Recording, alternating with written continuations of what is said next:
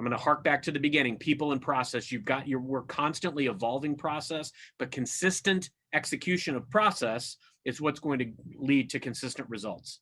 Absolutely. But what I'm hearing is this agileness, this willing to cast a net and be willing to take new information in and let that critique come over you, and not to be sort of in the weeds about the small stuff.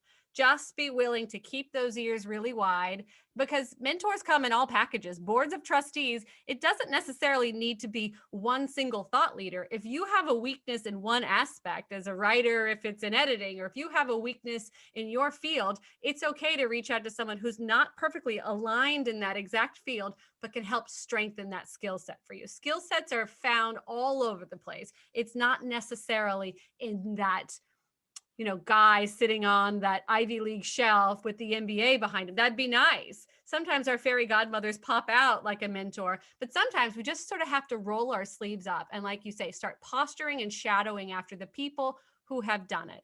And sometimes questions can be really small. I reached out to you in a very small forum, asking questions about how I could get FaceTime, asking questions from other people in the same network about how I can move my agenda forward. And like you said, if we're able to deal with the math and understand that you're going to get, one answer back for every 50, your kind persistence of trying to create an inverse value to everybody and declaring what your purpose is, being really clean about your efforts and earnest and transparent about your, like you said, the humbleness.